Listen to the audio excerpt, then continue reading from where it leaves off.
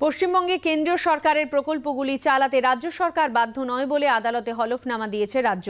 কিন্তু এটি যুক্তরাষ্ট্রীয় কাঠামোর পরিপন্থী বলে দাবি করলেন বিজেপি রাজ্য সভাপতি doctor Sukanta Majumdar. Common service centre বা সিএসি বন্ধ হয়ে যাওয়া নিয়ে কলকাতা হাইকোর্টে জনস্বার্থ মামলা করেছেন তিনি। তারই শুনানিতে আজ তিনি বলেন, ভোট রাজনীতির কারণেই সিএসি বন্ধ করেছে রাজ্য। কেন্দ্র সরকারের চিন্তাভাবনা রাজ্য সরকারের চিন্তাভাবনার থেকে অনেক বেশি এগিয়ে। কেন্দ্র সরকার এই সিএসসির মাধ্যমে গ্রামের বেকার যুবক যুবতীদের কর্মসংস্থানের ব্যবস্থা করতে চায়, তাদের আত্মনির্ভর করতে চায়। সেই জন্য বেশ কিছু প্রকল্প আছে, তাতে টাকা দিতে হয়, অনেক আছে সেখানে তাদেরকে টাকা দিতে হয় না সিএসসিতে। এবং কেন্দ্র সরকারের উদ্দেশ্য ছিল এর মাধ্যমে প্রায় পশ্চিমবঙ্গে 40,000-এরও বেশি সিএসসি, তার মাধ্যমে কম করে 2 জন তাদের কর্মসংস্থান হয়েছে।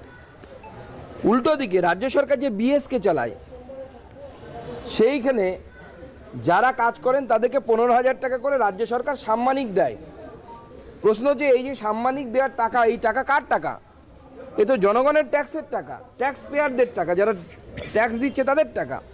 সেই টাকা ড্রেনেজ করা হচ্ছে রাজ্য সরকারের ভোট প্রচারের জন্য, আর কিছুই নয়। মমতা বন্দ্যোপাধ্যায় শুধুমাত্র রাজনৈতিক প্রতিহিংসার জন্য বাংলার এতগুলো ছেলের পেটে লাথি মেরেছেন, সিএসসি বন্ধ করে দিয়েছেন। শুধু তাই নয়, বাংলার সাধারণ মানুষ কেন্দ্রীয় সরকারের প্রকল্পের অনেক প্রকল্পের সহযোগিতা বা সুবিধা পাচ্ছে না।